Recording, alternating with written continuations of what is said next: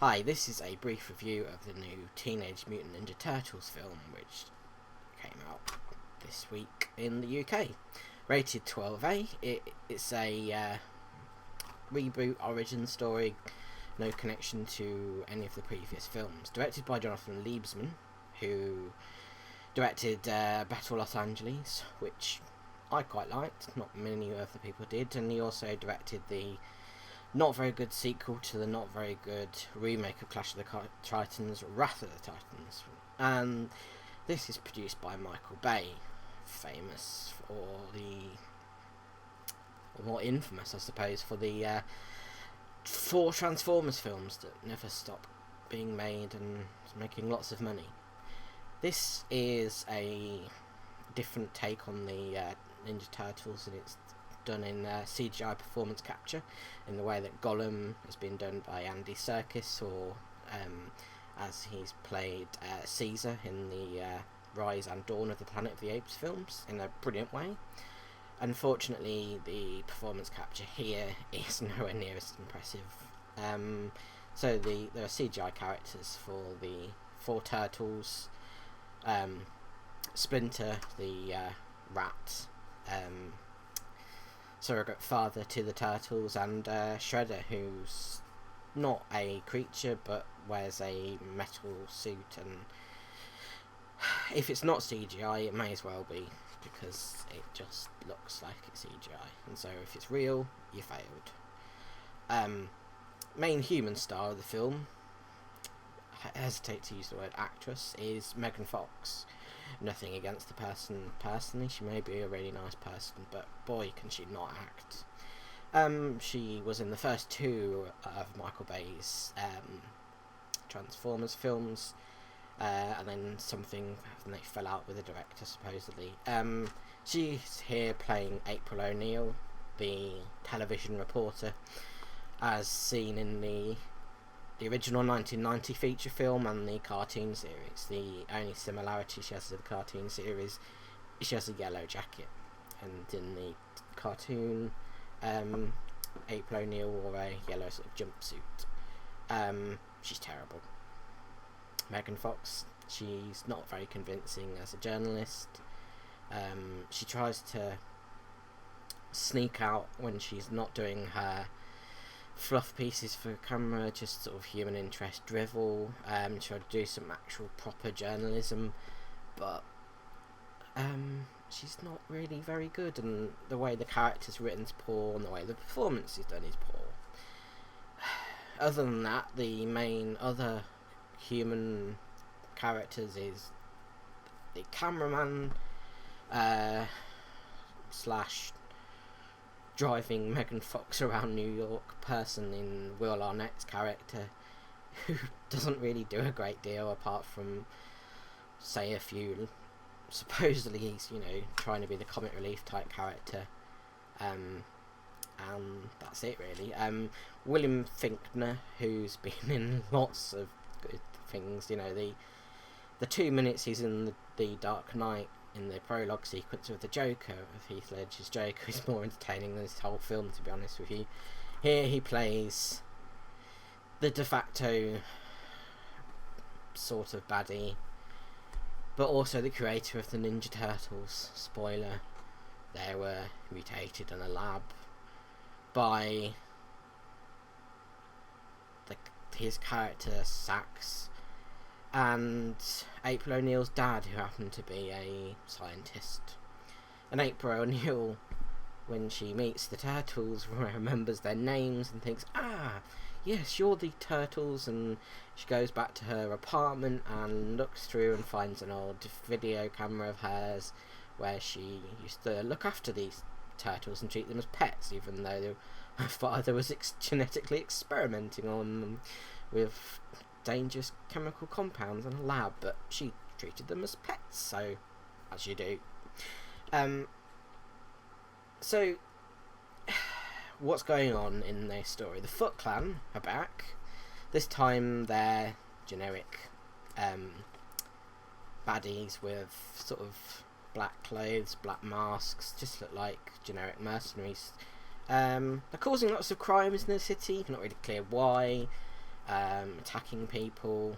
They're just sort of generic baddies, really. I mean, the only similarity they have with the Foot Clan of old is the name, which is a shame. So it does bring the turtles out from the sewer, quite literally, as that's where they've been growing up and living. So they come out the sewer to stop the Foot Clan. April spots them and gets a photo, but the turtles delete the photo from her camera. She then follows them and sees them in a subway station. The Foot Clan are there holding people hostage to get the turtles to come out, and they do, and they, in very fast editing, throw the turtles. The turtles throw the Foot Clan through the windows of the trains and various things. It's a bit there. So, April happens to know these turtles. We happen to think, what? This doesn't make any sense. Did people even think what's going on? The film has ambitions to be an epic drama, not a drama in the, Lincoln or not Titanic, but in the sense that Titanic wants to be a serious drama, and it's just not. It's got those ambitions. The score by Brian Tyler, who does okay action film scores normally. Here, I wrote down arrogantly epic, because that's how it comes across to me. It's trying too hard to be bombastic and loud and exciting. It's got similarities between the Amazing Spider-Man scores from the two films in that series.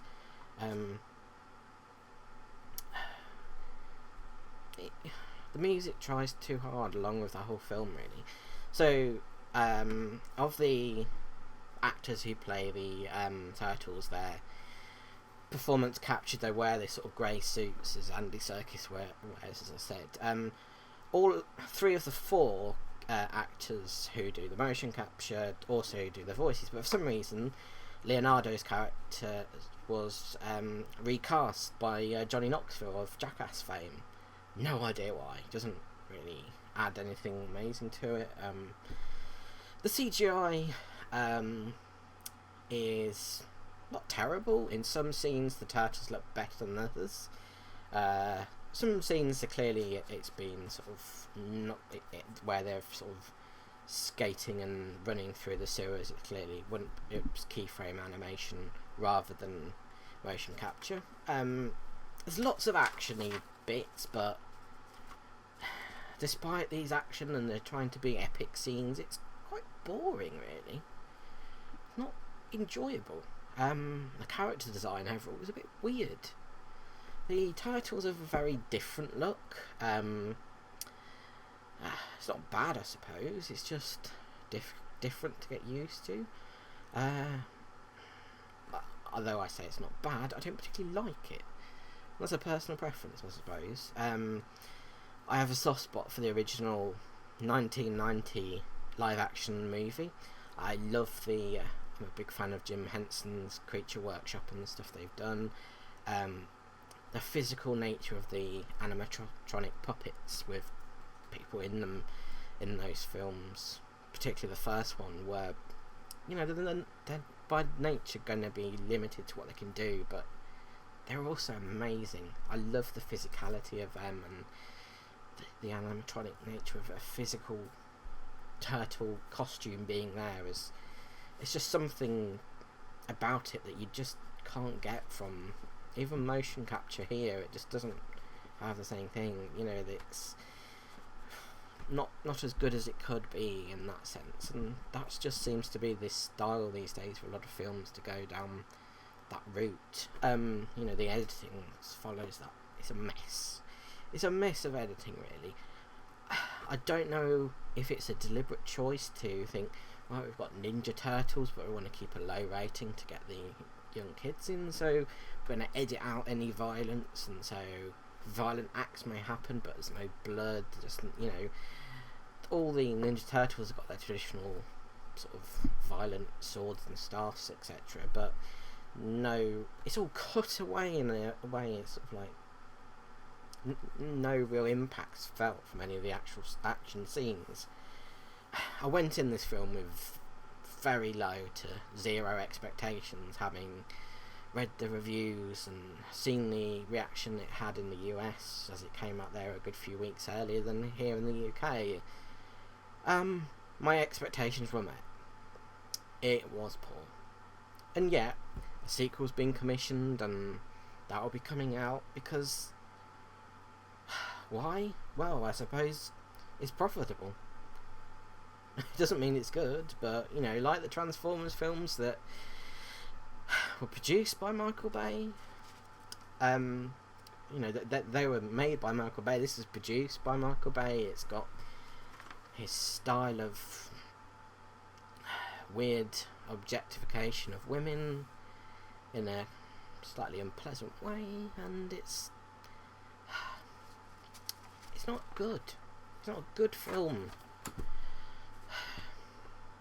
Go and watch something else, anything else. You know, I don't know what age bracket type of film you may want to see, but